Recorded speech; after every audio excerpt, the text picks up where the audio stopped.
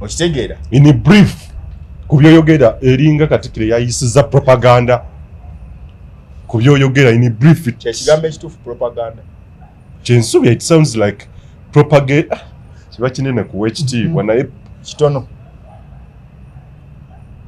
propagating nedda leka kwogera luzungu kubuzaabuza jjajja wako wekya namukaaga yalimbye. That is the better word and a suitable one. Yalimbye ng'era bwe baavaayo ne bambalira Winyiddolo nga zze n'ayogera nti ffe twabawadde ssente ezaatutte Kabaka okugenda omujjanjaba. Kati olw'okuba abasajja baali bamanyi nti ssente zayogerako bwe buwumbi 4 baamuvuma najja ne yeetonda. Kumbe bo bwe baakwata obuwumbi 4 badduka mu nkuluze ewa Kitenda n'abawaayo obukadde 3 ne batwala Kabaka mu ddwaliro nga bajje mu nsawo ya Uganda. Kati ne bagaa nti be bawaddeyo naye ne batayogera ku buwumbi 4 obwabaleetera ebizibu n'abamu okugobwa emmengo obwalina okujjanjaba beene Kabaka. Winyiddolo n'agaa nti nedda mwetuvuma naye ate ne Kabaka ffe twamukoze eki because he knew ate nga ziri ssente zafulumiza okitegeera zazze era omukulu bwe bamugamba n'anyiiga. Uganda Eyenkya twabadde mu bimuli bya Ssaabasajja yabaddeko nkyanoonya footage naye nabaddewo guge mazima naye sinnamufuna nabaddewo naye nkyanoonya footage nga Kabaka waali twabadde eyo wali bulungi wamala nnyo nabadde mu bimuli bya Bulange n'otalaba Ssaabasajja footage nkyamunoonya niyinza okuba nga wanaddira eyinze Kabaka najja n'agenda kirabika nga we najjidde nga Katikkiro ndowooza yali mu kwogera nga yabadde ayogera ku lwana nja kwekenneenya footage naye nkyamunoonya era alina footage yenna nga Ssaabasajja Kabaka ali mu bimuli bya Bulange nga bulijjo bwakola Christmas carols n'atusomera obubaka bwa Christmas oba Ssekukkulu nsaba omuntu useeko nti obubaka bwa Ssaabasajja obwa Ssekukkulu naye nze niyinza okuba natuuse mu kikeerezi kati kankwebye nabaddewo niyinza okuba natuuse nga Ssaabasajja yayiga okujja ku mukolo n'aguunyako buunya n'agenda n'aguleka nga teguwedde. Uganda Eyenkya tubaniriza nnyo abali ku Mikutu TV10 gano mazima ne Uganda Eyenkya the investigator TV mwe bali kutugobya n'otuwa response obubaka. We welcome those comments. Of course, they still us to go ahead to understand whether you get educated, guided, or communicating oba mubitegeera. Kitukakasiza ddala nti obubaka bwe tubulaba tumanya waliwo ataategedde waliwo eyategedde nammwe abatusiima tubeebaza naye ne criticism eri healthy tugibeebaza era tugyagala nnyo temutuwaana buwaaniku bye tukola naye n'obuwabuzi tubwetaaga. Nze muzukulu wa Gabo nga Moses Wamala wetujja wano okwegattira nga TMC Media Group okubaagaliza ennaku enkulu ez'essanyu ate era mujjaguze nga mujjukira nti January gyali fees gye ziri omwaka ogujja byogerako byaki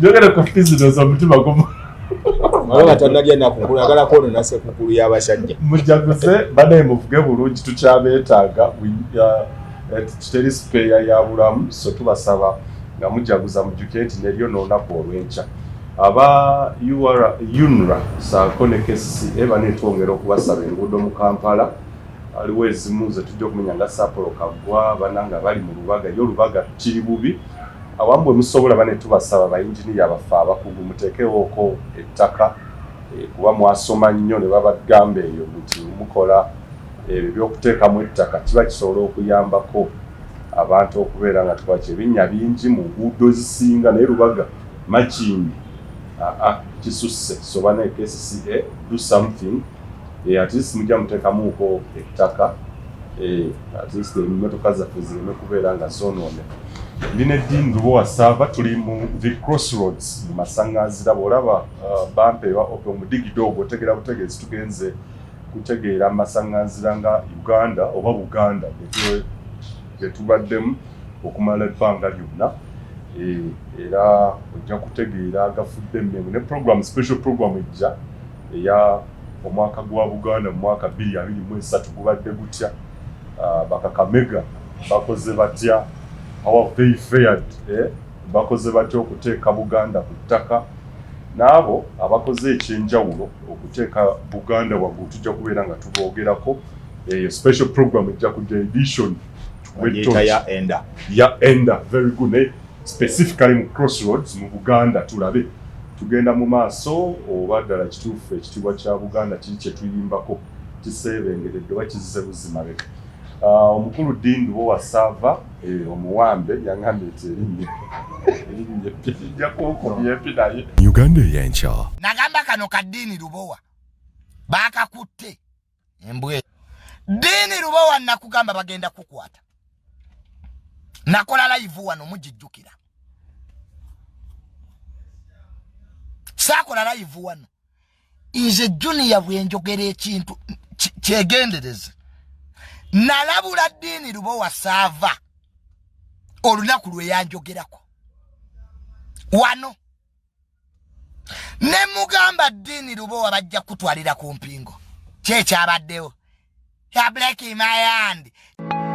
Munsi buli omwali n'ekirooto kuba kuwaguza kulafuubana n'okulemerako okutuuka ku buwanguzi ddala wamma ggwe luba lunaku mulindwa okyasobeddwa eka ne mu kibira nga weebuuza omuntu omutuufu anaakutuusa ku makula g'ebirooto byo oba okooye kuferebwa kankwanjulire aba Brand Pro Property Services Limited abeegulidde erinnya mu kutuukiriza ebirooto by'abantu ebyekuusa ku ttaka bagula wamu n'okutunda ettaka n'amayumba ku buli luguudo lwa Uganda wamu n'okwetooloola ensi yonna mu mawanga agatali gamu nga USA, India wamu ne Bungereza. Tulina estates eziwedde okuzimbibwa. Gano makula bukula weegulire ennyumba ey'ekirooto kyo olwaleero ku bbeeyi esoboka. Naawe anoonyeza okupangisa tuzirina ng'ate tusobola n'okukulaakulanya ettaka amayumba oba estates zo ne zeegombesa buli muntu. Oyagala saveya oba olina ekizibu kyonna nga kyekuusa ku ttaka bitukwase g'osirike. Tusangibwa ku MT House ku mwaliiro ogusooka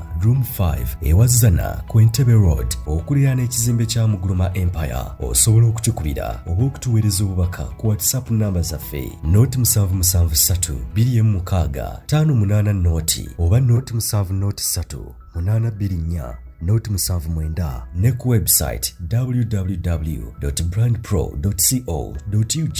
ate mwe bankuba kyeyo ebyammwe byateredde anti osobola okugula poloti oba okufuna ennyumba n'okomawo nga buli kimu kiri malidaadi saana. Sebatuka abafera olwaleero ng'okolagana ne Brand Pro Property Services Limited tutuukiriza birooto.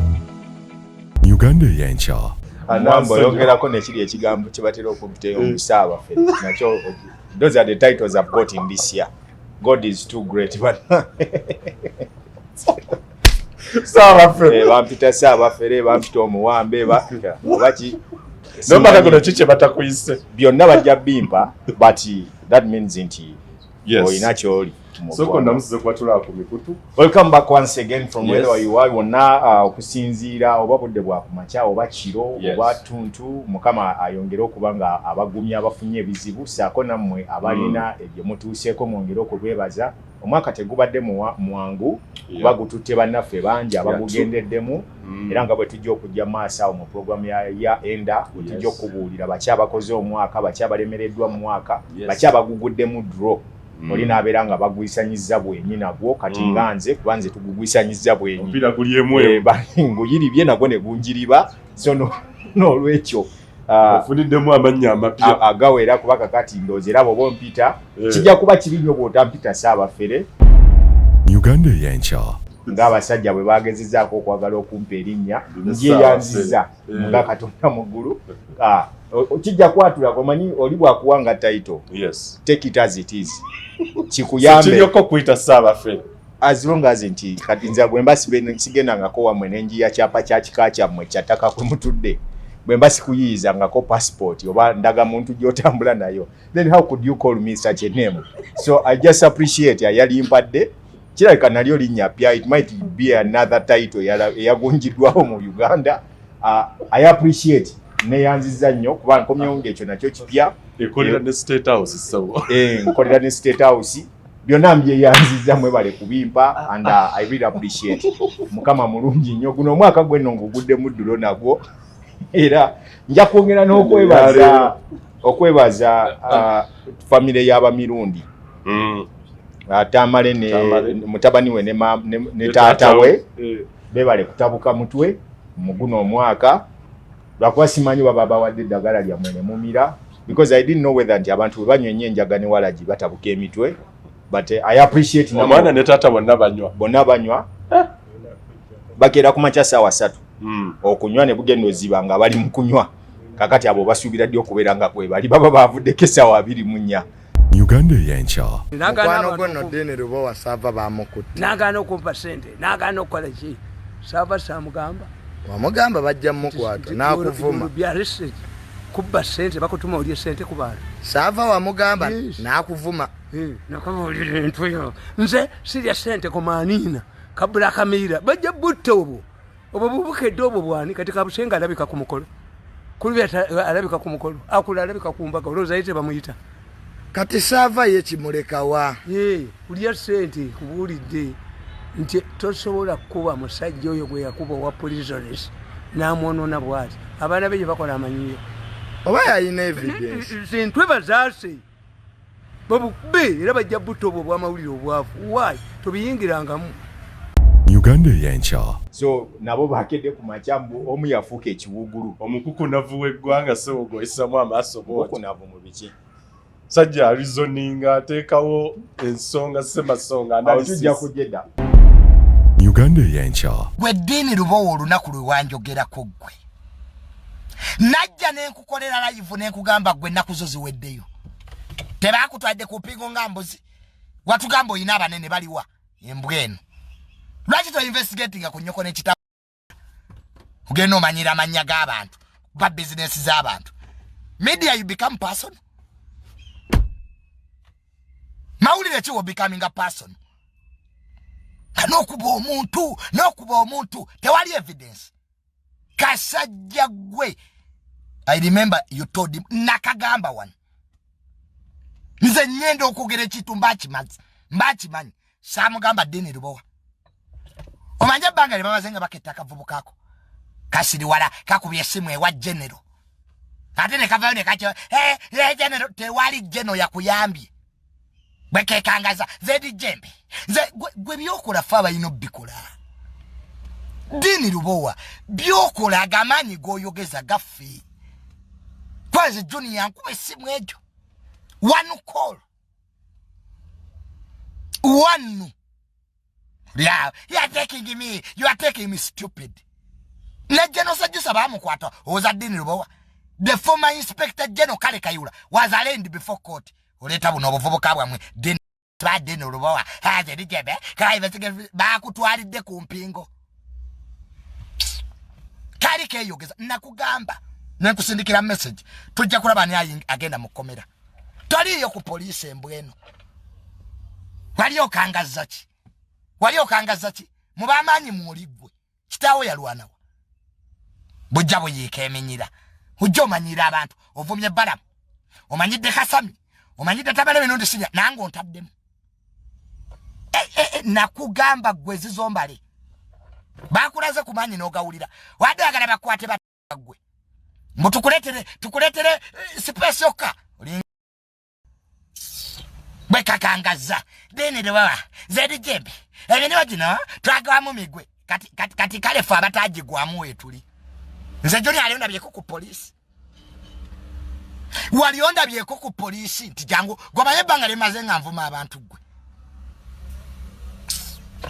janyini otweyimba bwekekangaza katadde obu laptop bwekenyora bwekemanyira abantu bwekasimba ebinnyo zedi jembe nina abanene bo baliwa nga saabalabi bakutenga mbuzi ya bleki omenya omukano empingo muzite mwandi katadde empingo ku nsigo mwaka kutenda bulungi embwa eyo. UgandaEyenkya. Mwebale kuba nti mutwegaseko. This is TV10 Gano Mazima alongside UgandaEyenkya under the one umbrella of TMC Media Group. Olwalero tetusobodde kwegatibwako investigator. Tuli mu buwanganguse je tukubidde eno mwekiza kiro era eno tugenda gibawa n'omutima gumu. Teriko sponsor. It is the crossroads. Yes. Bwe tujja n'amasaŋŋanzira ne Buganda Eyenkya omanya tuba tugenda ku ggulu by'Abakakamega. Nina mulondeeyo. Egenda kuyuga. Mugenda kakasa olwaleero. Yes. Zize nabyo ejjembe litambula nga lyogera. So n'olwekyo ntuuse. Okay, biche bibaddewo wesibadde. Bujjage otandikira. Abaweereza obubaka obu ekwanalabyeko abaga freedin. Tongera okubeebaza. Mukulu mu program eri yasoose ndoza mwagirabye nga yakadda narrating ebyabadde. Mukulu yagambye ye tatya n'enkya bayizo muwamba basobola okukola ki, but we appreciate that solidarity. Tokubeno ga freedin or anything you contributed tubeebaza. Yana ffe tugawe, we are not threatened ate atasobola kuzikiza okusigala ku mazima. Nze no wamala olaba obuvumu buno okubufuna. I think it was around 2010 to 2010 bwe baggalawo CBS. Ssaabasajja yajja n'ayimirira n'akola statement. Lwali lutalo lwa kugenda Kayunga. Yes. N'agamba nti omuntu bw'aba nga abanja ekikye kyamanyi nti kikye. Yes. Ne bwe kitwala emyaka n'ebisiibo era luliba olwo kibuyaga n'akikola ki n'akisuula era n'akifuna. And he made a statement to we, yes, the informed friends abali mu fraternity ya Fourth Estate. N'atugamba nti abantu bategeeza so ne Ssaabasajja oyo munnamawulire era yali akolera Bungereza, yalina akatabo k'amawulire akamu ke yalinga akoleramu. Yayimirira n'agamba nti from that day you received your transcript, you've made a promissory note, yes, to serve this nation with due diligence, integrity and passion. Yes. Ebigambo ebyo byantula ku mutima gwange. So n'olwekyo whoever thinks that I'm going to be threatened over my career, alimba, it is over my dead body. Ombuuzizza se wootabadde twabadde mu bimuli bya Bulange kati kankuteereko munnange nga tuli manye nebbala mu bwato luli bwe yansiba nansubye okulaba abasajja nga balayira yakola bubi Saava president bwalayira kuba nali nesunza olunaku olwo waliwo abaali bamugambye tajja kulayira. Waliwo n'abali boogedde tetujja layira mu gavumenti tali yakyagula. Saamulaba kati ne ku luno saalabye kaloozi mwaka guno. Twabadde mu bimuli bya Ssaabasajja yabaddeko nkyanoonya footage naye nabaddewo guge mazima naye sinnamufuna. Nabaddewo naye nkyanoonya footage nga Kabaka waali. Twabaddeeyo wali bulungi wamala nnyo. Nabaddewo mu bimuli bya Bulange n'otalaba Ssaabasajja footage nkyamunoonya niza okuba nga banaddira eyinze Kabaka najja n'agenda kirabika nga we najjidde nga Katikkiro ndowooza yali mu kwogera nga yabadde ayogera ku lwana. Nja kwekenneenya footage naye nkyamunoonya era alina footage yenna nga Ssaabasajja Kabaka ali mu bimuli bya Bulange nga bujjo bwakola Christmas carols n'atusomera obubaka bwa Christmas oba Ssekukkulu. Nsaba omuntu useeko nti obubaka bwa Ssaabasajja obwa Ssekukkulu naye nze nniza okuba natuuse mu kikeerezi kati kankwebye nabaddewo nniza okuba natuuse nga Ssaabasajja yayiga okujja ku mukolo n'aguunyako buunya n'agenda n'aguleka nga teguwedde. Mpaka z'amasaza kale kujimiza ebyabadde wabaddeyo kaakati ebya Dr. Joseph Sibadda nja biteeka wabbali kuba nze nabo tutte bulala obubaka bwe yagee nti anenge gyasoomozaamu omukulu ku nnyumba zino ze bazimbye eno n'agaa naye mukozeewo byonna n'ennyanja ya Kabaka eno eteekebwemuuko nayo amaanyi gonna g'okozesezza Katikkiro simanyi obubaka oba yabufunye. Yakoze speech era namuwuliza ng'avudde waggulu eri yenna weebale okoze bulungi n'ennyanja ya Kabaka eno kantu katono nnyo nako tukagire. Ngamba okay, he made his point ate obadde ng'okyogerako naye neninda Mukuumaddamula ayogere ensonga gye nanotice nga omusajja bw'anaava mu kaguli mu crossroads tujja ginootingako tugyogereko oluwalo lwaffe ssemu URA yeesomye bigambo bya Mukuumaddamula nti eyagala okusolooza omusolo ku luwalo lwaffe ng'okoteko omutwati omalirizeeyo era nekanze nabadde nga ate URA ng'esusse wano ng'ate esusse we yandikomye oluwalo mbadde mmanye ebbanga lyonna kiri mu buwangwa bwaffe nga Obuganda nagobedde n'obwakabaka obulala okay yes chiefdoms endala Busoga na kiba bikola naye wanene Mukuumaddamula yatugambye nti oluwalo lwaffe URA enoonya olukwesesa olutakisinga oluwalo ekyo kye kimu ku ebyo ebyabaddeyo ne speech ya Dr. Joseph Serwadda gye nalabye nga ye munnaddiini ndowooza ya simanyi wababaka obubaka abalala oba babututte bulungi ng'agamba nti ssebo oba mukyagala oba temukyagala Buganda y'amaanyi Buganda lwazi era ejja kubaawo abatakyagala kijja kubaluma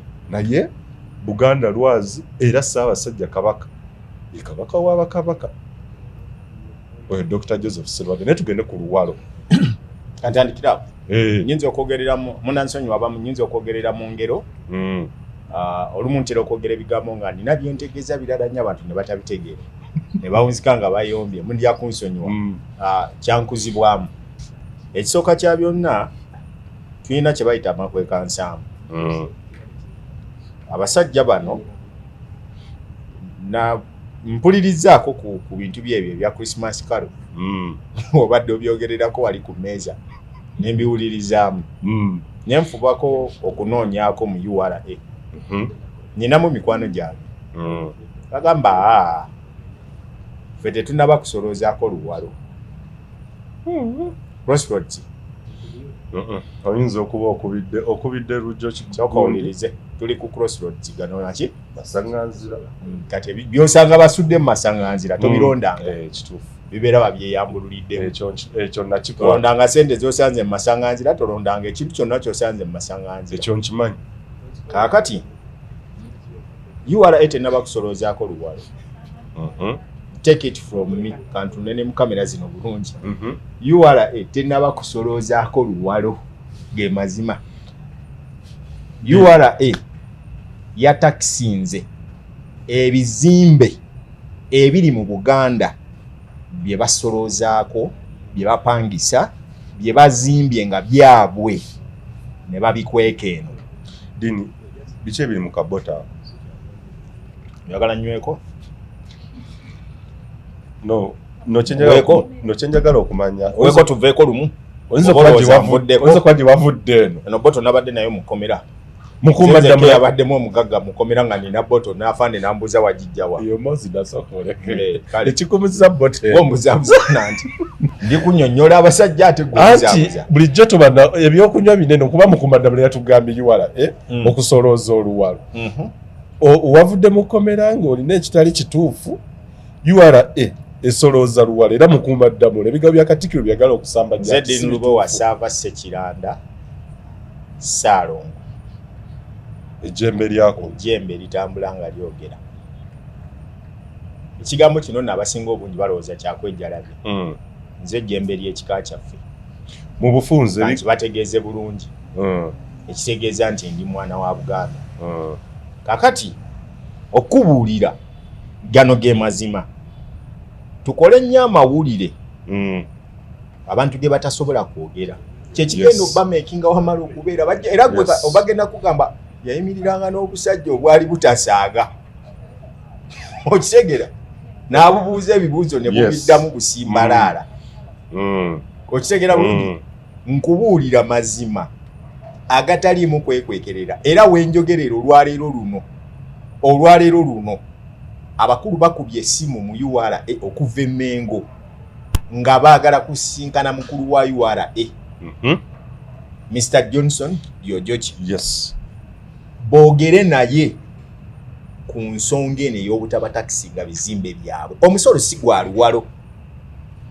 dini ombuzaabuza nabagamba Katikkiro yafuuka ku Katikkiro naawe ani abuzaabuza wawula abantu bano babiri owekitiibwa Charles Peter Mayiga mukwano gwange yakubanga ennyimba zange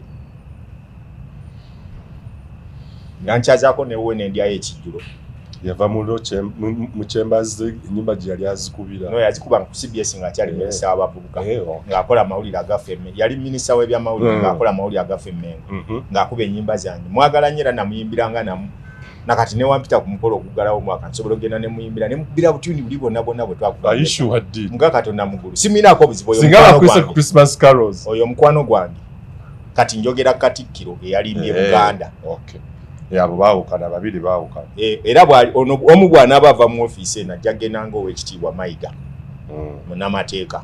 So kumanya abuzaabuza Buganda. Kati wajja sigalawo ekitiibwa kya Katikkiro. Din. Katikkiro yali mu kulimba Buganda. Tebannaba kusoloozaako luwalo. Aleete ekiwandiiko ekyo nga kigamba tusoloozezza oluwalo. Nange muterewo ebiwandiiko ebiraga nti tax invasion gye baakubye yabadde ya bizimbe bya Buganda. Let the proof be the proof. Tuleke kulimba bantu. Ebizimbe bino omanyi abasajja nabagamba Kakamega etudde Mmengo awo nga y'abasajja balimba. They have kept themselves within that kingdom in the line of deception. Yes. They are too deceitful. Balimba nnyo. Bayinza n'okulimba amannya gaabwe mu maaso ga Katonda. Eyo extent gye batuuseeko. Era leero oba nandibadde ntudde kuba njagala mmanye ebigambo owekitiibwa yabyogedde asimba nawo amannyo Nakakongo. Era yatugamba awo nga bwe yabyogedde yayimirira naga gwalikwata ng'amenye peni abbye ekintu kya Kabaka agenda munyoola omukono gugwe Saalaba yagunyoola nga bali n'ekiwalabye male nga balidde ssente za Kabaka ez'obujjajjabi okugjako ayinako yakoze ennaku ezaawo. Yagobye omwana bakutte omwana yabadde akulira Zambogosaako. Yes. Yali yabba obukadde 59 ne bamukwata ne bamusiba badde nawo na ku police called Kampala. Bamukutte kati awo yasiko walinzeeyo. Nze ebirungi byakoze njabyogerako n'ebibi byakoze. Ekyo kirungi omusiba. Kirungi yamukutte n'amusiba. Obubbi omwana yabba ssente za Sako era abantu nga batandise okwekyanga. Naye ng'omwana oyo alina Oluganda kuwekitiibwa Mmengo awo kati yabadde amubikiriridde kati ne bayita mu minisita w'abavubuka omupya gwe baalonze n'amukwata n'amusiba. Era ali ku Kampala awo ali mu kunnyonnyola.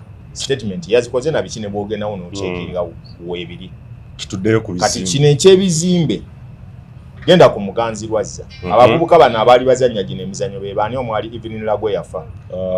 Boss Pictures was by the family. Omukulu Boss Aseru. Baali babagalidde nawo okaawo lwa ssente. Kati tolina bw'ogamba yali Namulonda Investments. Tetusolooza bizimbe tobijjaako musolo naye ng'ate Abannayuganda Abaganda basasula rent n'obagalira nawo. Ebizimbe by'obadde oyogerako ebyo. Byebyo. Tebanna basoloozaako luwalo. Abasajja ba Iwala bategeera nnyo. They can't tax oluwalo. That is a cultural event. Yes, true. Nga bw'olaba embalu, nga bw'olaba ebintu ebirala. Kati obeera ng'agamba nti bw'onolaba Kabaka ng'alabise ebweru naye musolooze. Nti amakulu getutwalira Ssaabasajja kyagezaako tegeeza. Abantu abazze okukiika embuga okulaba Kabaka waabwe n'okunnyonnyola okumanya ebiki ebifa embuga obasoloozaako ki baba baleese ki. So yeerimbise mu kifaananyi kati ekyo yakiteereddewo Abaganda mbu bakume pressure ku ki kuyuwala tugikyawe tuginyigire baleme kusolooza bizimbe bino bano abasajja bye bazimbye mu kampani zaabwe. Abasajja bakwata Obwakabaka ne babuteeka mu bizinensi zaabwe ne babuwandiisa nga bizinensi zaabwe. We no longer have a kingdom. Tulina business entity etudde mu bizimbe bya Bwakabaka bwaffe. Bekwese emabega we nagamba tunuulira business zonna ezirimu zaani. Abaganda abanafu b'emitwe be batugamba nti no tuwalampa abasajja bali. Who is the owner of BBS? Nani nannyini waayo? Kiterefayina ya Bwakabaka bwa Buganda. Era naawe oyagala faanana nga bali benjogeddeko. Nze byendaba.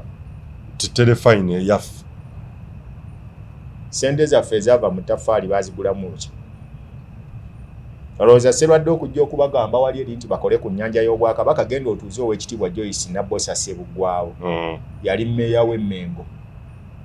Era ye yali akuliddemu omulimu ogwali ogw'okuzimba floating restaurant and redeveloping the Kabaka's Lake ey'omundeeba. Ennyanja yabyafaayo nnyo n'okusinga abakungu abo batudde awo. Mwanga yagisimisa mikono n'abasajja be. Dr. Joseph Sserwadde nkwebaza, you made a speech gye yabadde yeetaagisa mu kaseera akatuufu. Okitegera? Yes. Yagisimisa basajja. Ennyanja eyo Mwanga yali ayagala bagisime paka egende emunyonyo wa maama we. gy'anaagendanga okumulabangako nga atambulira okwo. Era bw'atuuka nga entalo z'eddiini zimulemesezza, baagikomya mu Ndeeba wali ku Butaala. Yes. Egenze abantu bagijjako bujja okutuuka okusigala awo weesigadde bwetyo. 1880 bwe baasimira ennyanja eyo ku mulembe gwa Basamulekkere. 83-85. Emyaka egyo era ntalo za ddiini n'abazungu be baagiremesa ogimaliriza. It's one of the historical man-made lakes we have in Africa. Yes. Eri second to the deepest one ze tulina. Endalo beri mu West Africa eyo something. Naye kati tolina bwonnimba olwaleero luno nti okoze ebintu byonna. Naye ng'ennyanja eyo girinawo ng'ekyobulambuzi eyayingira ne mu sites eza heritage ze mulina mu ggwanga. UNESCO egirinako. N'oŋŋamba nti efaanana bwetyo. Abayiwa mu kasasiro mwe bayiwa, abadampinga ebintu abuka bali kuli banywerako njaye, balirako nkwacyo yaabwe. Sibalinaako buzibu abali ebintu byabwe. True, naye bw'otunuulira abaana baagifuula bbeesi y'abakanaabe kuba amazzi gali awo ga bwereere tekalira. Okitegeera? Eyo yennyanja eriwo mu byafaayo eyali esenguseeko n'ekomawo nga bawaŋŋangusizza Kabaka nedda. Yes. Zobaka wa Dr. Joseph Sowore na bututte nti eri waggulu yonna yadde ayogera mu parables bikintu bw'oba okoze biri eri byonna kano akatono lwaki kakulemye. Ennyanja eyo singa weebuze Dubai eyo waliwo floating restaurant eri ku nnyanja nayo. Singa bakeera ku makya ne bagikola golowooza abantu bameka bandigenze okuliira okwo emmere ekulyato eriseeyeeya ku mazzi. Bayitirivu. Olaba abantu bagendanga kulambula Freedom City na gundi na Shoprite yalinga wali. Kati balina kibagenze gula nda begenze lambula ekizimbe kibazimbye ekirabika obulungi. Bw'oba okyalina abantu abafaanana bati mu Uganda wali badde okola ebintu ng'ebyo by'obulamuzi n'ofunamu ssente z'oyagala. Intention ya oba obubaka bwa tebalinako we bakibbirako ekyo y'ensonga okiraba tebakifaako. Okitegeera? Kwegamba obwerufu bwakyo bweyoleka nnyo. Netenda gy'onoowaawo agenda okukolerawo yajja okuba ng'akola gw'ogenda kumuggyako ssente za rent kupangisa kifo. Omanyi w'onoolabira ensi etaakulaakulane kwe kulaba nga buli kye mwali badde mukuza mufunemu ssente mukikwasa abagwira oba kikwasa abantu basse kinnoomu. Bakugamba ensi etaasigaze makulu ye yejjako buli kyayo kyonna neraba nga yo tekisobola n'ekigaba. Abakulu bano mukulu wange how long have they evaded emisolo ebizimbe bino bye twogera. Esente zino ze twogerako ziri mu 2 billion. Okay. Webakubira tax evasion ya 2 billion. That's a lot. Ezo ziba sente mpitirivu. Financial years nti bazingiddemu ebizimbe byonna ebizimbiddwa wano mu Buganda. Kati Omuganda omunafu ajja gamba lwaki batusolozaako sente nga bali ku bizimbe byaffe. Nedda bwe tuba abakulaakulana. Let's be open. Ekwa tuli mu system. Wangali awali osanga gye batawa musolo. Teririyo. Amawanga gonna agakulaakulanye. Nagamba Buganda bwe beeyagala kwewa kye bayita federal. Yes. Terina gisaba mugenyi. Ate tebasaba nsabe. Okyadde mu maka g'omuntu ng'atogamba sebo tukusaba otukkirize tuseeko omusika.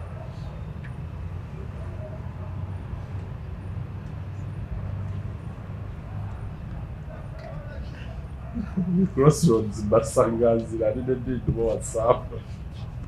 Wachadde makagomoke. Ng'ate akusaba mbu omukkiriza aseeko omusika be wasanze nga balina enteekateeka zaabwe ez'okwabya olumbe bateekeko omusika. Gwe ate gwe wasaba. Oba sebo tusaba tukkirize tugende twebake abali mu nju yaabwe. Gye weezimbira. Olijja omusaba ne tusaba tuseeko omusika. Tusaba tuseeko omusika kubanga taata yafa naye olumbe tubadde tulwabizza tukkirize tuseeko omusika. Abagenyi abazze ku lumbe. Buganda kyeri mu kukola. Bwe muba mwagala kwewa federal bagyewa mu bintu bino wammanga. Yes. We setting educational system ey'omugenyi omuyebere ng'eri waggulu. Okitegeera? Zimba amalwaliro. Ebyobulamu byo. Buganda eyo capacity egirina. Singa tetwalina abayaaye bano. Capacity egirina. Amaanyi tugalina nzikiriziganya naawe. Wamala bwe tubanga ku Buganda egamba erina ettaka. Epitirivu. Ki ekitugaana okuzimba amasomero ag'amaanyi ku buli muluka, ku buli ggombolola, ku buli ssaza. Ku buli ssaza. Ne tugamba nti katuteekeko technical schools ez'amaanyi tuseko secondary ne primary schools ez'amaanyi tuteekeko ne university mu buli ssaza mubeeremu university tekirina kye kikijjako olaba kayiwa wano bukozi bugingo yasomera ku kiyu that is Kaiwa International University. Yes. Bwaba Kaiwa ina university. If a mere person like abasajja balaba can have a university. Mutesa one university tojiraba nga tojogerako. Ekyo kyekijja mu myaka gya Buganda 30 gye tumazeewo. Oba Buganda emazeewo emyaka gyonna gye emazeewo ekyo kye kitujjamu kyokka. Kuba yakafuna chat. Kye kitujjamu. And of all universities kijja kityo okubeera nti Buganda n'okufuna chat eri mu kwegayirira. Kuba yakagifuna emyaka tegiwera ne 3 oba 5. Batule wansi bebaze Masagazi Masazi who brought that idea because that gentleman was pretty good mu byenjigiriza. Bakubino kakati bye bali mu kulonda abawala baabwe bamaze okwana ne babawe emirimu awo ne babafula mbono minister of education nga bamujjeyo gye bamujje. Eyo togenze munda nnyo. Anti kyenkulaga nagamba nze njogera nga mujjwa ninya mu mmere abali abanyuke lwakuba ekyakukola obubinti nasanze balidde dda nzizereeti mbadde najje nasoose nasanze babadde bampambye kati ngenze okudda nga balidde dda ndi mu kulinnya mu mmere banyuke okomyewo ekyayiwala ekati okirinyemu ogamba ekyo mulimba ge mazima amatuufu agaliwo kati olwokuba neyiwala eri mu kutya era ogenda kwesanga ng'omwana eyabakubye emisolo bagenda mugaana ng'era bwe bakola Baganda boys. Ngamba otya nti ku myaka 30 gye tuli mu kucelebrate nga wabala tokotunuulira obukumpanya obuli emmengo bannange naye abasajja bano kabakajja kunyiga akube bano emiggo baba kusanga mwanga bano oba oli mukaabya bano tebandibadde bajulizi twali badde twokya bamenyi b'amateeka nkubuulira nga tubajjukirako nti baba abamenyi amateeka sina buzibu ku ky'okusiima parasol ndi musanyufu kuba muvubuka munnaffe ya Pius Mayanja. But the chronology gye baakozesa yalimu obunanfuusi eriwa yonna eneyo omwaka oguwedde nga tukuze emyaka 30 Buganda gyewezezza nga Ssaabasajja atudde ku Namulondo watugambira tetubongoota. Actually mwaka guno 2023 the Uganda boys abazira ba Buganda baali bakoze what we call the remake of the Buganda national anthem nga bagizeemu nga n'ensi yonna eri mu giwulira. That was unmatched and right. Abazungu bonna nga bali mu giyimba. Yes. There is no way you can tell me nti tosobola kuyita abantu ngabo ku mukolo n'obasiima. Abazizzaawo mu digido gwe omanye kakati national anthem eyo bweri mu kuwuuma. Abaana babasasuze milioni 5 mbu babasabe milioni 5 mbu okulanga oluyimbo okuba akalango k'okugamba mbu kuba bali abaana kye baakola bayagaza abazungu oluyimba luno. Nekituuka n'okati nno kankulaga obuyaayo obuli wano. Abaana batuuka okuteekawo pressure. Google neronda n'Oluganda ne luteeka ku Google. It is the reason tuve ku kulimba abantu. Tekyava eri mabega nti baali banoonya ennimi eziyinza okuteekebwa ku mu translation. Because of that oluyimba lwe baakola. They even make the force okulaba nga Google epiikinga Oluganda n'erusa ku ki? Ku Google n'erusa ku international languages ezibalibwa ku Google. Kubimu Mukuumaddamula Katikkiro w'ekitiibwa Charles Peter Mayiga byenyumirizaamu mu myaka gye 10 yagamba abaana abo olulimi Oluganda akkiriza nti alutadde ku mutindo. Just lwakuba nti wayinza okubaawo amangu. Embassy zonna zaasiimye abaana abo ebifaananyi nja kubibawa mu birabo. Zaasiimye abaana abo. The Uganda boys. Era ne zikkiriza abaana 6 bambasada bonna from the European Union. Yes. Bakkiriza abaana abo okubatwala era babadde ku mukolo ne ba-appreciating oluyimba lwa Buganda. Kyokka ffe bannannyini luyimba ne tulukuba ng'era tuzzeeyo mu biri ebyafaayo. Yesu tebaamwagala bwe baamuzaalira kuba firimu ze sizitegera bulungi tebaamwagala bwe baamuzaalira naye ate abawala tebamukola ki ffe tuli eno tumusinza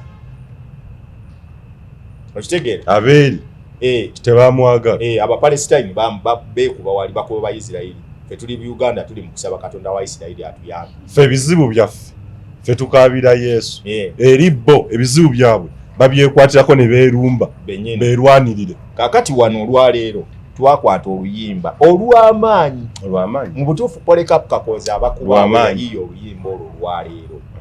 Tunuulira stanza zizokka ze yayimba abaana ba leero katulwane okuza Buganda. n'ayimba ntya ne sitenda Ssaabasajja Kabaka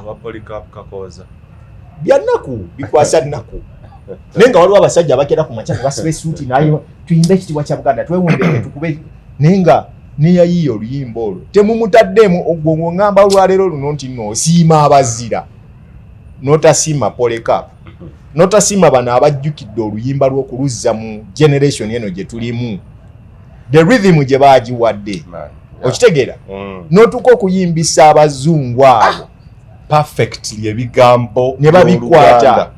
Man, I send my greetings and even thanks to Craig, manager w'abaana abo n'abalenzi abo bombiriri. They are my good friends. Nze kyebakola nkyagala. Nzizayo ku kinyusi wali babasaba ssente kuba nzikira 500 million okukola okuba obulango. Yakyenzuyeko bali balina okukomawo bakoloba show ku Serena One. Ne bagibasaba ng'omukulu omu yajagala bagikolere ye instead of ogikolera Kabaka. That's on record. Gwe bw'oŋŋamba nti nno BBS tesobola kukuba luyimba olwo olaba balukubako olaba balukubako sijja kwekweka ku CBS olaba balukubako Uganda sijja kulimba sijiraba sijja kulimba sijja kulimba n'obulango bwonna obubadde audition ez'okuŋŋaanya abaana abo bukedde yebikoze leka naawe kyoga BBS teyina effort kyetaddemu nzijukira story ya muganda waffe Carlton gye nalabako nawe bwe tuba twogera abamawulire ate toleeta naawe abo onnumya omutwe kamuwuliza ajja kunnuma ate abadde akakkanya effort gye yakola okulaba nga story yagiwa vibe ne bawayo ne session bawayo session ya asobola kulipotinga bino mu mukuumaddamula asimanyi munnamateeka omukuumaddamula ebyo byasobola naye bino ebyamawulire tubireke nammwe mumuleke bayonoona omwana oyo yali wamawulire mulungi. I remember her when she was still a correspondent of NTV in Lubowa ewaffe gyenva yakola story ya Yesu mujjukira bulungi omwana yali munnamawulire mulungi naye yayonoonekera awo she's good but bamwonoonera awo. But did you see her effort gyateekamu? Talina effort. Sagala kulimba omanyize njagala nnyo okwogera amazima. Lubowa omwana wambia ne bamwana session I think it was 1 hour abakulu bano n'abakyaza abakulu bakyateese era nga bamanyi nti bagenda bawa omudidi bwe baagaana wali omanyi njagala nnyo okozesa example abantu ze bategeera obulungi owulira wali okeddeko ku makya n'olaba abantu nga bagenze ku date era oli amanyi nti bwe banyuka ku date awo buyinza okugwa emuziro omuyayi n'atuuka wali neyeekyanga n'agwa eddalu okimanyi nti ono yamututte ku date asobola omulekawo nga tamuwadde na transport n'atambula butambuzi n'agenda ono agenda okuva mu bye yeesudde eddalu ng'alaba baagenze Kasenge naye nga teriyo transport amugjayo kudda. Ne butabo ki bw'osoma ennaku zino obubeeramu ebyokulabirako ebyo byoleeta byogeraageranya ku bye tuliko anti yembeera eriwo eya bulijjo bano bo baali bamanyi bakwanya omuntu waabwe bamuleese bakimaliriza kiwedde era nga bamanyi batalaza ensi yonna bagenda kukolera ekibuvu kya mukulu bagenda kimuwa bawesa Buganda ekitiibwa awo then bano bakube enduulu abaana ne bagaana baga nti affe bwe tuba bakitiibwa kigaba oba ekivulu kiyimba twagala kiyimbira Ssaabasajja tetwagala kiyimbira muntu mulala. Yali muntu kye lwaki omukwekagano masaŋŋanzira baali baagala Katikkiro yali akyagala era bwe bakimumma n'akisimbira ekkuuli n'akigoba ku BBS n'akigoba ku CBS kuba TV ze n'akigobayo kati gw'osuubira Carlton ayinza okuddamu n'akola story yemu nga gye yakola ku luli nga nannyini TV agaanye abasobola bino biwulikika ng'ebintu oba ebitagatta ddiini ow'ekitiibwa nabagambye nja kwogerera nnyo mu ngero Katikkiro Charles Peter Mayiga mukuumaddamula abavubuka bano bwe baagaana okubeera ng'ekitiibwa kya Buganda gundi eyo gye bakoze project ey'amaanyi okugireeta waneene ebeere nga yagiwomyemu omutwe ati no wamala kankwongereyo ne kimu n'akigoba bandi eyo gye bayita orchestra yes ya Queen y'Obungereza gemazima badde ng'eyimbira kakati ya King kuba Queen yeah true tuleke kubeera nga bana abagamba Makerere ye university yokka eriwo n'asomedde Nkumba maama wa mwana wange ali Makerere naye nga Kyambogo bankumba ddagala ly'amannya aba Colgate Colgate ne airtime wa MTN oba mobile money ne waba wa Airtel bagamba bambeyo mobile money yo netere blue band baleta prestige ne bamukuba kakati abaana baatuuka n'okuleeta orchestra band yes ya King William kati ne bagiteeka mu luyimba olwo eno eyakola omudigido gwa BBC ogundi yaabwe open eye yaabwe yes kakati baabaleeta ne babassa mu luyimba muli ne babagoba tunuulira effort eyo yonna abaana gye bassaamu gye baateekamu gitunuulire ne batambula amawanga ago gonna ge baatwalayo oluyimba olwo baluyimbeyo abasajja n'ayimira naga mugenda dukolera nze abagwi b'eddalo no baganda ne bazunga eggwanga lyonna ensi yonna batwala ekitiibwa kya Buganda bakitambuza ne bamaliriza nga tokisobola yadde kikuba ku CBS ne tukuza emyaka 30 egya Buganda nge celebrating 30 years and you don't talk about such an event. You didn't?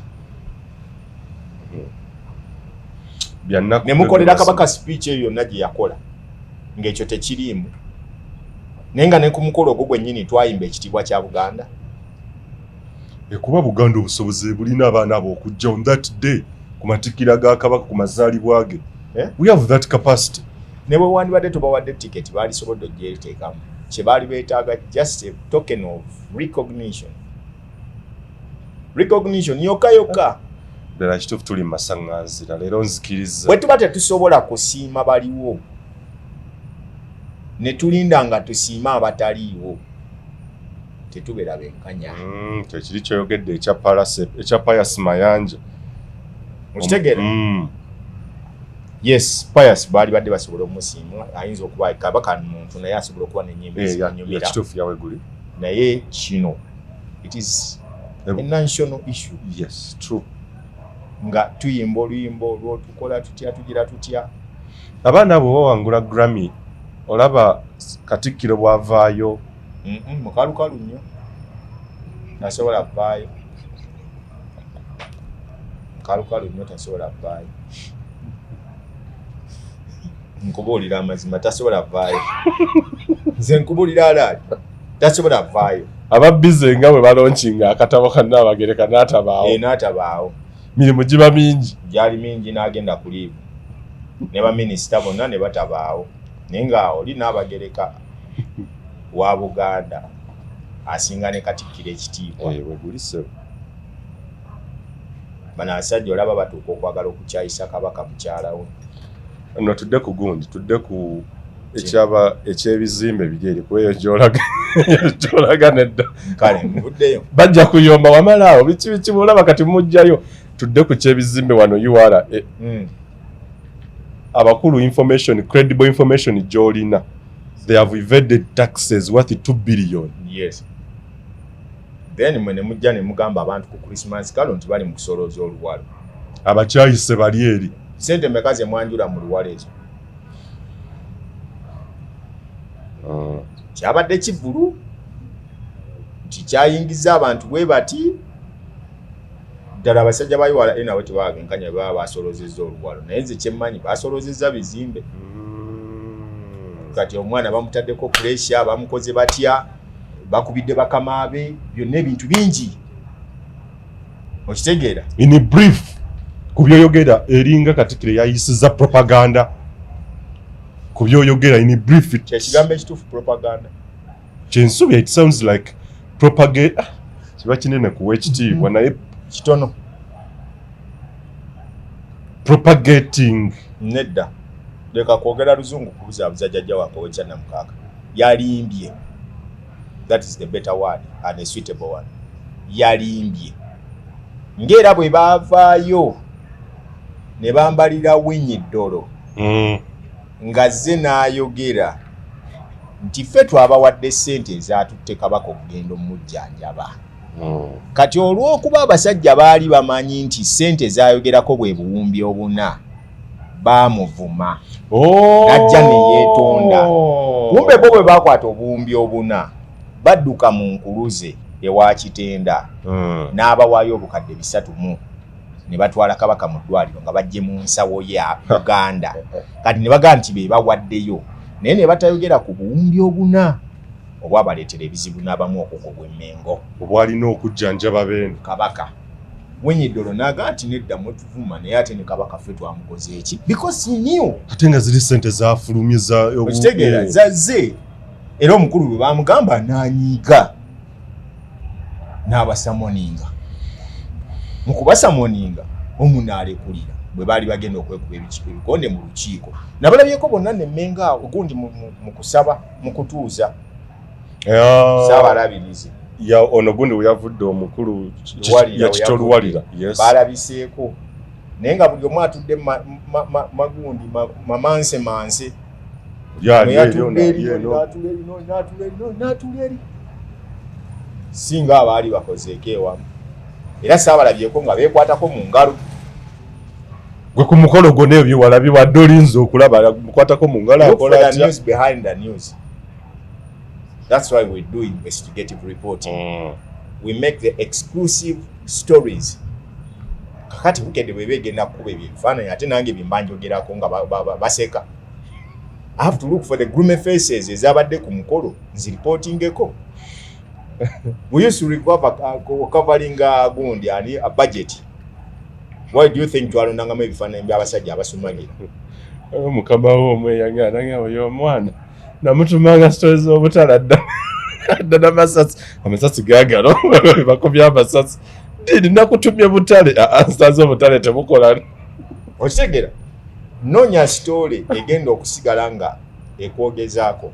So gwe kiwalaba mu kutuuza Saabalabirizi omujja wagenda okulaba nga okutunula n'olaba nga oli atudde eri ebifaananyi byalabika naye nga oli atudde eri oli ali eri n'oli ali eri n'oli ali eri. Ekintu kino tulowooze nti kyandibanga kuba ku muntu asomera ebintu tulowooze nti Katikkiro ebimu byajja ayogera tulina okubyanjuluza ennyo. Waliwo omusajja omu baali bamuyita Swakaba. Okay. Nzo mutera okuya bagamba tonsibaako bya Swakaba. Swakaba yali musajja munafu nnyo ku kyalo nga tasobola yadde okulima emmere abe nayo. Kati waliwo gye baba tumeyo ogenda okulwana ne bakomawo agenda okuddanga enju ye temuli mukantu n'akamu n'agamba bw'abatuuze babbye emmere ye ne bamubbira ebintu byonna kakati ne bamugamba tugende otulage emmere yo we yali eri. Otuuka mu nju ya Swakaba nga temwalimu yadde entebe ne bamugamba emmere wali ogitaddewa nga naye yennyini tasobola songa mmere ye we yali eri kuba teyagireka era ne bamusalira omusango. Okumusalira omusango ogw'okumutta olw'okulimba Kabaka yagamba bansonyiwe mbadde ngezaako okwogera bya Swakaba. So n'olwekyo kati ono yayogedde ebya Swakaba era mulina okwegendereza ng'ennyo ebigambo by'ayogera. Abaponze gamba nti omanyize natambula nnyo n'abakulu abo.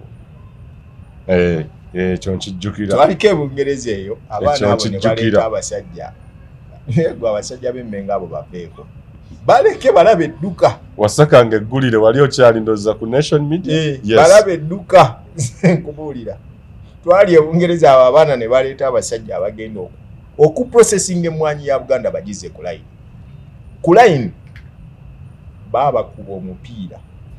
Olwaleero luno Buganda si erimu kwagala okukola mmwanyi terimba ne kawa ani ono mpologoma. Naye nga abaana bakireeta mu 2014 ne bakibakubako kubanga tekwaliko we bafunira babasaba enjawulo ne bagigaanira.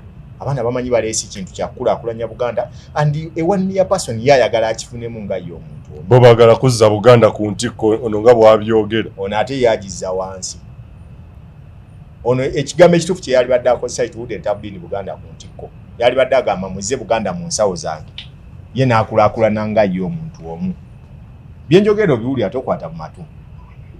Ekyokubiri nzijukira yali 2019 nga bagaddewo CBS. Yes. Abasajja abo baali emmenga awo nga balinawo CBS eyo. era nga tebalowoozangako n'omulundi n'ogumu nti bakere ku makya bakole olupapula lw'amawulire. Yes. Naye waafubutukayo abasajja baali basatu, omu baali bamuyita Victor, omu yali Kalundi Sserumaga, nga n'omulala bamuyita Kizito Sserumaga. Baali ba Luganda, yes. Ne mukwano gwabwe Victor. Ne bagamba nga bwe kiri nti Buganda bagijjeeko leediyo yaayo. Yeetaaga space weyina okubeera nga disseminating the information yaayo. Let's start a newspaper eya Buganda. Ne bagenda balaba owekitiibwa bamuyita Daudi Mpanga. Bamala okwogera nabo n'abasitula n'abatwala ewa Ssaabasajja n'abakkiriza olupapula balukole era ne bamuwamu emigabo.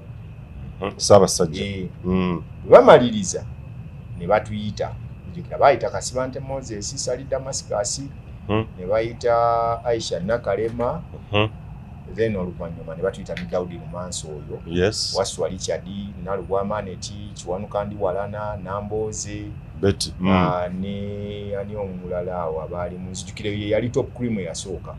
N'omugenzi mu Kibiserunjojo naye yakola mu Katini n'agenda, ne Kawuma Masembe, Kasato Fred, Alex Lubwama ne Richard Lukwago ne Waswa Richard.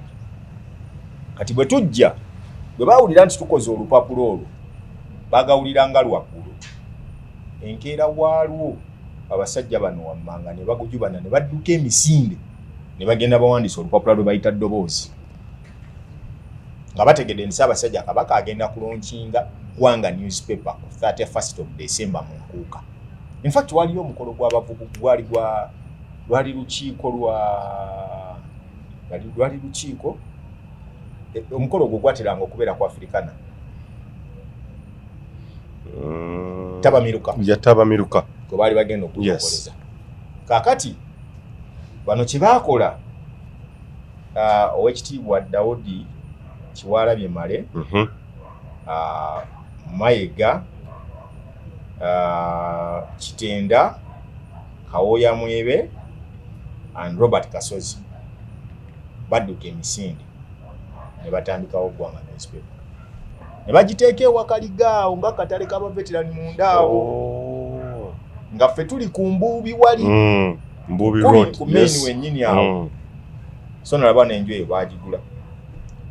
Kaakati okukwe kugujubana kwenkugamba nti bano abasajja tebasobola kukkiriza muntu mulala kubasinga oba kubayitako. Beeyagaliza nnyo. Balaba nti ono omwana aleese olupapula mu kaseera ako abaana bano bagenda kukola nnyo okubasinga. Ajidde mu kaseera akatuufu, budde butuufu. N'abaleetera idea bo gye baali tebalowoozaako. Wabo baali bakuba katabo kaabwe ak'entanda. Oba kati kaddawa simanyi. Kati ono omwana n'aleeta ekyoto kya Gwanga ne tukkubwa amawulire. Wanjukira ddoboozi ba yali wa 1200 nga Gwanga wa 1500 ba yali wa 1000 something nga bukedde ali ku 8 ebiseera ebyo. Naye olutalo lwalinga walinga abasajja batutegana mu kolido tutiisatiisa. Olina okugenda okolera eddoboozi oba si ekyo CBS bweddako togenda kudda. Nga bye bigambo bye tusanga abakulu wanjukira baba alinayo ne Ssemujjowe Nganda yabawandiikiragayo articles, Alex Nsubuga n'abaana abalala ne Solomon Kaweso yali akola. Okay. Nga tena bakuggalawo. Naye twatuuka ne tutandika okulwanagana naye ng'empapula zombi za Buganda zaatuuka ne ziremererwa. Kwanjukira nawandika ne story yaviirako olupapula olwo luggalawo. We baatuuka nga bambuuza amannya gange bajja banoonya Kasibante, Namboze ne Ddiini. Kwanze naliko byline yali eriko yali yange nzijukira bulungi. Story nali njijje nakutinye funza. Kakati olyoke weetuma amannya agatali gago. Ne mala ne neeyitamu Lumansi. Era Daudi Lumansi kwolwo yantaasa bambuza gwani ne muganze Daudi Lumansi. Nga mulaba obusajja buzze nga buno bwazze okundi awo. Ne mugamba nze Daudi Lumansi.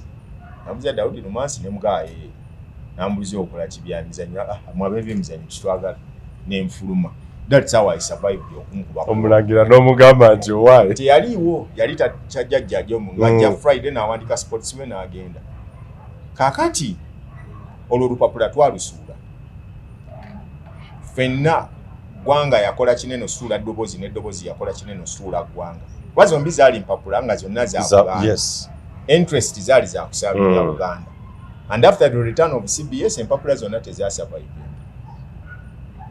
Oba okifuna bulungi kuba yes kuba akaseera kali eri ke kaali kalina okukozesebwa yalinga strategy tactic. Kaakati bano olabira olwaleero nti bino tebisobola kugwa kubanga byabwe. Wali olabyeko Namulondo ng'egudde. Ketu baalaba eremereddwa bino baali bagireeteddemu ne bagisala mu ddiiru n'eyingira mu Airtel. Byogerako tebayomba na kuyomba ne batunda ekigambo amasaza. Kera ku machanga oliwe MTN okikozesa olabe nga toli wa Airtel gye baakiguza. Ne bakera ku macha Obwakabaka ne babutunda. Wanga bokera ku macha n'ongamba Namulondo Majestic ebyo n'ebigambo bitegeeza ki? Ovunula Oluganda bulungi. Namulondo kitegeeza ki? Buba Bwakabaka. Kati mwabukwata ne mubukola mu investment. Era tulina Namulondo investment. Tolumamba kuba toli muli wa mayirungi. Okitegera? Wavudde nno mukomera ng'onzite waviriddeyo ddala. Okitegera? Ne tubukwata ne tuburegistaringa nga company limited. Ne tuvaayo ne tukwata Majestic. Kitegeeza ki? Majestic kitiibwa kiringa kya Kabaka, kitiibwa kya nakyo twakikwata. Yes, Majestic. Kabaka wa Buganda takyasobola kulabika ku mukolo gwonna nga tosasudde emmengo. Byebiriwo ye reality. Kuba nakiwulirako nti Ssaabasajja Kabaka okugracinga omukolo gwo ekitono nnyo miliyoni 5-10 ekitono. Oyogera biki? Ezo za Gundi za Katikkiro amasobi. Ezo za Katikkiro. Wa 10 ye. Kabaka wa miliyoni 2.3 okulabikako. Genda obuuze bwe twali tumutwala ku Janani okugenda okugulawo essomero lya Janani twasasula sente mmeka? Zaali miliyoni 2 mwezi? Si yabaasiimi. Zaali miliyoni 2.5. Katikkiro okugenda okusolooza ettaffaali mu Janani School e Kabalagala yasasula miliyoni 15. Biki byoyogerako? Era mu kuswala ennyo Oweekitiibwa Michael Kironde ne bamuwaayo akafo ne bamusembeza abeere ku boodi ya BBS. Weebuze boodi ezo ennyingi ennyo zonna ziyamba ki Obwakabaka? Does it make Buganda to grow? Bwe tuba nga tukyasobola n'okutuuza emikolo mbu tuyigirize asimanyi baminisita ba Kabaka n'abataka ba Kabaka okulwanyisa omusujja gw'ensiri, is it now kyekintu kye tukyasobola okukungaanyizaako abantu abo? Buno bulwadde ddiini abantu balina okubeera nga beekuuma. Omusujja gw'ensiri gutta abantu bangi ddiini buli lunaku. Gutandise lwaleero. Tulina okugulwanyisa. Gutandise lwaleero. Wale tegutandise leero naye tulina okukontinuinga. Ani atamanyi bwe bagulwanyisa? Kati bagusomye nnyo gugenda kendeera. Mwani atamanyi gulwanyisa. No bagusomye nnyo gugenda kendeera. Gweyongera bweyongezera abantu bafa buli luki. Mwago basomesezzaako ki? Bino byonna byakumala budde. Ono okubuzaabuza kuliirako ssente za gavumenti. Bano bakulu bagende ne bagamba ffe tujja kuyita eno mu bakulu b'ebika tujja somesa abantu bajja kitegeera ne bayita abakulu ne babatuuza wali ne bamaliriza balinganga bola It's a project, esigala project ya. Ezibeera wano ne zigamba nti simanyi zizze kuyigiriza abantu kulima naye nga ziri mu Serena wali we bali mu kutuula. Muke mu byalo. Abantu beetaaga okuyiga okulwanyisa omusujja gw'ensiri bali mu byalo tebali eno. Okitegeera nembu tuli mu lusirika lwa nnaku 3 abaami ba Kabaka bayiza okulwanyisa omusujja gw'ensiri. Buganda eneesaana okuba nga yeegendereza kubanga abasajja engeri gye bagiwuddisiza n'ogikolera. Abaami ba Kabaka ab'emyaka 4-5-6 bali mu kuyiga kulwanyisa musujja gwa nsiri. Nga ne mu masomero ga primary babisomesa. Nga bye tusoma nabyo. Babayigiriza babateekako katimba ka nsiri ku kitanda.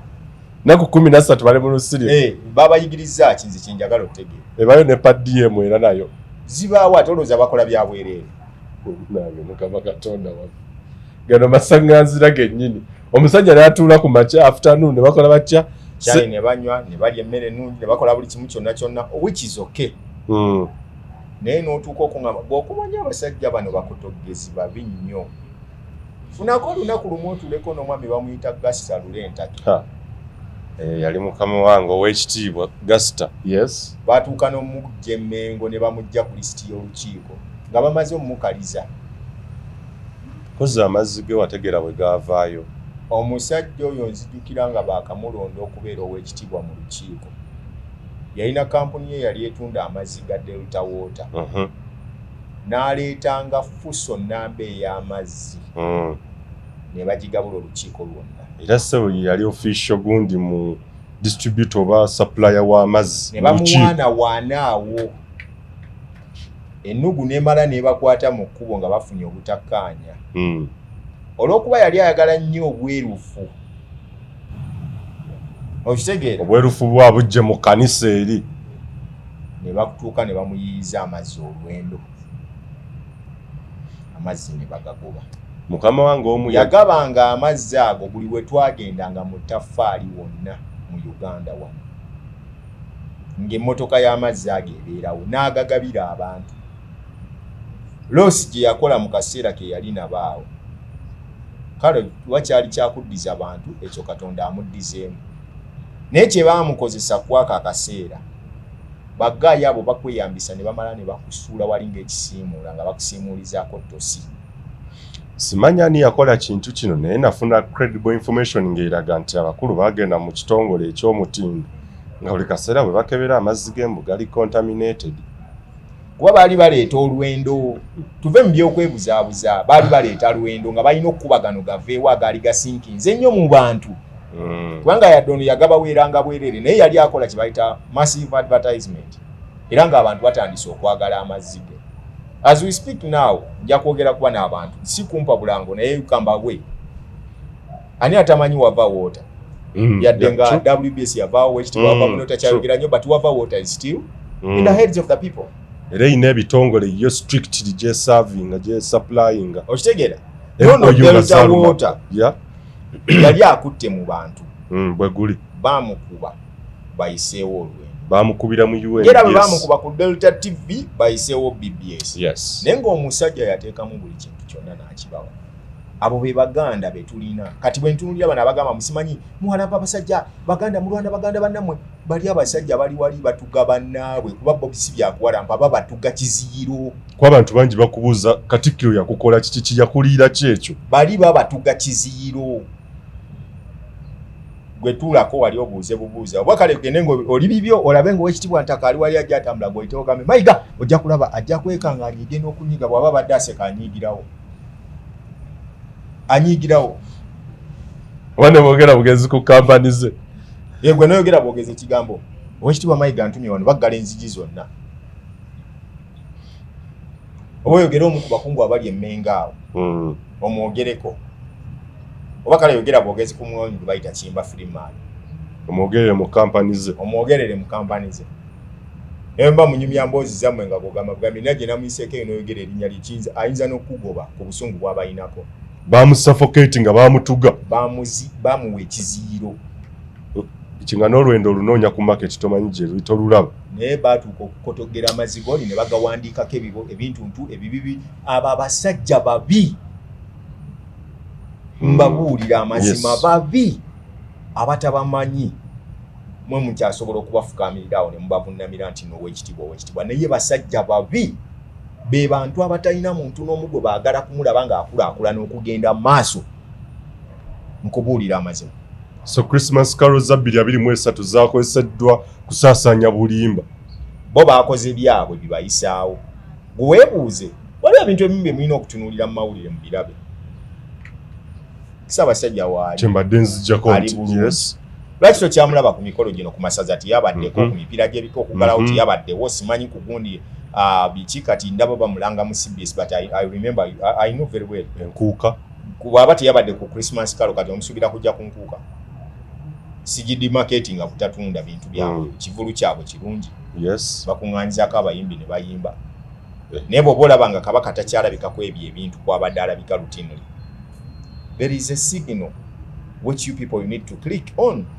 Amasaza ga Buganda ndowooza okuleka wali eri bwe yabadde nga akyali mu bulwadde ne waneeno wali tukimanyi. There is a signal of which you people we need to click on.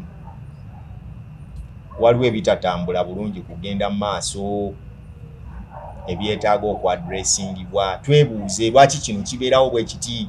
oba yazzeemu tulina okuyiga wamala Abaganda kambagambe kino ekigambo tulina okuyiga okubuuza bano abasajja okuba nti yadde be batudde wali be bakulemberawo tulina okuyiga okubuuza kino lwaki kigenda bwe kiti beekangabirize bayombe bakole ekinga bwe bagamba musimanyi olinuwa mawagali atudde eggulama mu kafoomu naye nga byabuuza byali bituufu kati omusajja oyo yali abuuza Kabaka aliyo ki obulwadde bwakuwulira nti wabba ssente ze ez'obulwadde ogenda munnyonnyola otya mugenda munnyonnyola mutya gwe mwavuma abawulire nti ate ssente ez'obulwadde mwazibba tajjagamba nti ze zaamuvumya kwanze njogera ebigambo bino byonna njagala ndabeyo olunaku lumu ng'abasajja abo batudde mu lukiiko bagamba bannaye tetubbangako ssente za Kabaka zajja zaaliwe ziti twazimuwa yagala baveyo okubandukule ku bino bakiriyalinge the airport tebasobola kyogerako ne second n'eki abakulu lwaki tebasabayo interview tebasobola jimpa ge mazima matuufu olowooza nasooka kusaba si ye shifula akola ku nteekateeka za Katikkiro nawandika ebbaluwa zange nyanga nsaba ampe Oweekitiibwa Mayiga ampeemu 1-on-1 naye teyajimpa osanga omukulu yali bizo emirimu abaana mingi wetaagoddemu ogezeeko Moses wa Uganda Eyenkya badde nsaba omuwandiikire omugambe ku seti kugirako n'eddiini Lubowa Saava kikoleko ninawe nagisabirako noza bagenda okunnoonyerezaako kikoleko nga ndi nejjaka n'oyo tasobola gituwa tasobola gituwa bwagituwa mmanya yakyuse bwagituwa nga Katikkiro n'agituwa nkakasa bukakasa nti alabika si yeye batuwaddemu omulala muzukulu anamugera Kakeeto nakkiriza okuba muzukulu wa Muteesaasira ne muzukulu wa Gabunga mbanda tutule wali babiri tumusoye ebibuuzo asekoba obuseko bwe bwaseko bw'okudaala eno omusajja musajja mugumu kuba kwekangabiriza asobola okwanukula ebibuuzo byo byonna asobola yali anukulanga luli nga nkyali mukwano gwe nga nkyali mukwano gwa Charles Peter Mayiga kati Katikkiro si mukwano gwange tasobola kukkiriza kuba yanyiigira naye ng'ate nekinyiigiza kintu kitono nnyo just kubaga nti babunankanyiza ssente za Kabaka bazibye z'eddwaliro kyandibaako ekirala naye ng'ekyo kyekyanyiiza nanyiigira oba omukulu oba wamuwaayiriza kuki bwe bakuwaayiriza ovaayo n'oyogera ekituufu Katikkiro alinayo olwabeera n'abamawulire abayita n'abanyonyola byayagala abaayo ng'atongoza boodi ezo eza buli kaseera ze sitegera kye zikola naga tukyusiza boodi eno tulese boodi endala n'ekigambo n'akigumiza nnyo kakati tukiyita boodi abantu ne bakiwandiika takyogerangako talina lwe yavaayo nannyonnyola ku nsonga ezo ne bibabeera nga bali eyo ku bubaka bwabwe tasobola kukyogerako ne bibabeera nga batudde mu lukiiko olwabuga nti tosobola kyogerako but what about their certain day simanyi cabinet meeting ne bateesa obasaba omukulu mbwabakkirize banyimbulire enkoba za mbogo bagireete nsina kuzibu n'obudde butambula siraba kyegira waliwo n'abansuubizaako okumpa waabira nga bali ku Facebook ekisanja kigenda kuggwako tebandoopanga nga tusembera programu yaffe eri maaso omwaka guno olabawo obubonero obulaga nti beene yandikwata olupapula ne peeni maaso awo asiime atukyusize mu mukwata ddamu olinawo obubonero enkuba enaatonya mu maaso awo alina otwanguyiza omulimu guno yoli alina omumutwala eri gy'alina okugenda okukola then no najja kumwanula manyi kyebayita okwanula obadde oyanisa emmwanyi enkuba neebanga ejjayo ng'ebindabinda kati oba olina okuzaanula kati ono alina okumwanula nga ategedde oli wamuteeka so tulina gwe kati tusabe nnyo oli alina omumutwala okitegeera kino kye tulimu olwaleero kifaanana ng'omusajja nga yakyawadda mukazi we naye ng'amanyiyo omusiguzi amwagala kati ng'ekikalubiriza omusiguzi oli omumutwala tannafuna nju wamuteeka ono n'amuyambako n'amupangisiriza ennyumba wanaamutwala n'amugamba nyamba omusigula agende tetujja kusukkawo wano ekyo kaakati tetusobola kusukkawo aga Katonda mu tunakwatagala mu programu ya enda eya Buganda mu mwaka 2023 tusinza kusukkawo n'ebitabo byasoma ennaku zino sibitegeera akuba atakuumira ateera Katonda kuma amaaso mongi tetusobola Uganda Eyenkya.